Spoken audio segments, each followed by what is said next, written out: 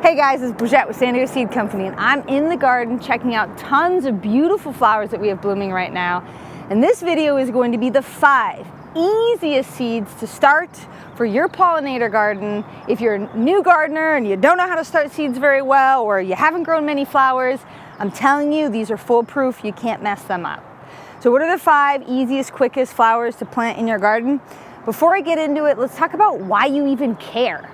Well, first of all, where'd that little guy go? Where'd he go? Where'd he go? Oh, look at him, look at him. Big old bead. He's got all that pollen on his, he's like stuck in the flower. Look at him, look at him. So the reason why you care about having flowers in your garden, if you're growing vegetables, is that same bee that's chilling in that poppy is gonna make his way to your squashes, and he's gonna pollinate your squashes and give you squashes. He's also going to go to your fruit trees, your nectar plums and your peaches, and he's going to pollinate those. He's going to move flower to flower, and he's going to move pollen around, which is essential to get fruit. The other thing that's really important about flowers in the garden, no matter what they are, they're going to bring pollinators, and they're also going to bring beneficial insects, which you need for a diverse garden and a healthy garden. So even if you're like, I don't care about flowers, still plant a few, and I'm going to name 5 very easy ones, and you'll have a better, more happy, productive garden because you have blooms blooming in the garden. But before we get into that, make sure you hit the like and subscribe button so you're notified anytime we put out content, and so that I can help you grow a better garden in zone 9 and 10. It was really hard for me to pick just 5 because there's so many great, easy to grow flowers for Southern California in zone 9 and 10. But if I had to pick 5, number 1 has got to be scabiosa. So get out of here, poppies. You're not on the top 5. Sorry, you were a close cut. But these are scabiosas, and look, we have 2 different types of scabiosas right here. The reason why I love them is they're so easy to start from seed, and they come in tons of different colors, bloom sizes. It's really awesome. The seed is very easy to direct sow into the ground or to start in trays and transplant out. Pollinators love these blooms. They also work really well being cut and used for arrangements. One of the things that make them so great for zone 9 and 10 is they easily perennialize, meaning that you'll have them for multiple seasons. In fact, at our Ramona farm, which gets very hot and cold, it is zone 9, they have actually survived several winters, and we do like nothing for them. They just keep growing and growing and growing. We kind of chop them back and they just keep growing. I mean, literally, I don't think it can get any easier to have a flower that brings tons of pollinators. It will reseed, it will spread in the garden, and it also comes in tons of different colors and blooms, so you can pick out one that works great for you. So, number 2 and 3, I had to think about this. Can you even count to 2? 2 and 3, or if you're European, right? 3? I don't know, whatever. 3. 2 and 3, however you do it, are actually planted here together. And spoiler alert, I didn't even plant one of them. They just reseeded from previous years. So that's borage. Borage grows wild in zone 9 and 10, and there's so many benefits to it. One, it's really, really easy to grow. It is a prolific reseeder. So really, once you plant it once and you let it reseed, you don't necessarily have to plant it every season, especially if you have good soil and irrigation. It will pop right back up every year. The flowers are actually edible. It creates a lot of really good biomass, so it's good for putting in the compost. And there's tons of pollinators that seek out these flowers because they're so prolific, and they really grow for a very long period of time. And the flowers are edible. They have like a slight sweet honey cucumber flavor. And actually, they smell like cucumber too. So really good to put in salads. You can make fancy ice cubes. You can do all kinds of stuff with them.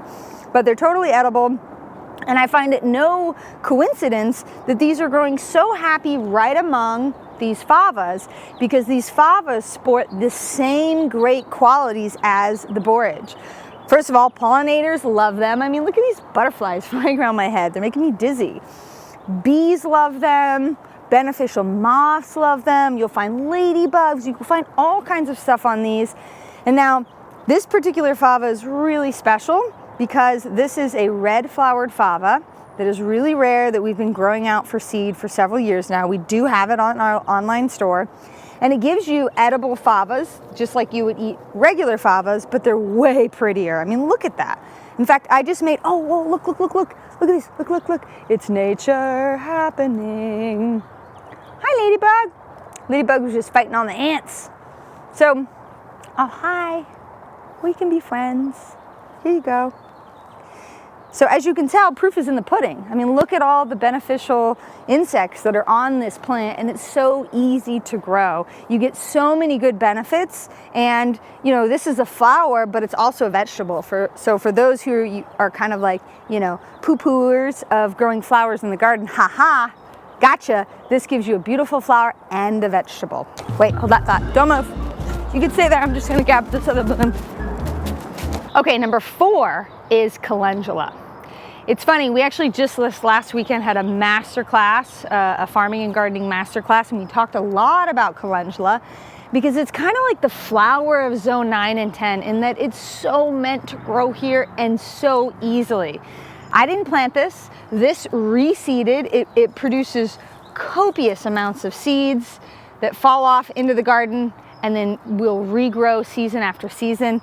It comes in tons of different colors, from an orange to a yellow, just really beautiful blooms. They're beneficial in that they bring tons of pollinators.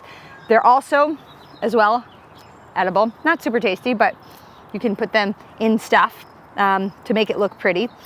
They have medicinal benefits. I mean, really, I can't say enough about calendula. If you've never grown a flower before and you're looking for something super easy, this is it. Flower number 5 out of the millions of flowers I could name is Gaillardia. It made the cut, and it made the cut because it produces such vibrant, beautiful colors in the garden. It really stands out, and it's also so easy to start from seed. I've got some right here that I started from seed that's gonna get planted out.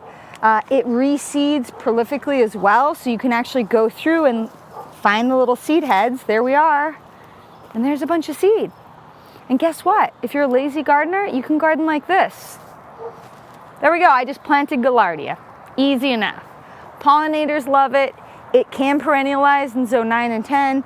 It takes a little bit of chopping back. This is really a foolproof flower if you are not very good at starting flowers or totally new. Seeds are very easy to start. Plop it in the ground. You can plant it anytime from late winter all the way through spring and summer.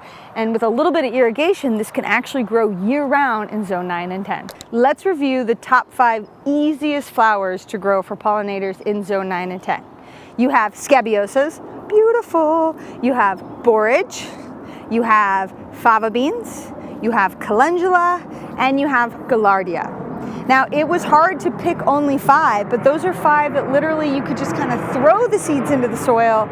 They're likely to germinate if you've got a little bit of irrigation and a little bit of love. But remember that any flower in the garden can act as an attractant for pollinators. So whether you're growing native flowers or other ornamentals, it's going to attract pollinators, which is going to help your vegetable garden be more productive and more happy. These 5 that we picked are the easiest to grow in zone 9 and 10.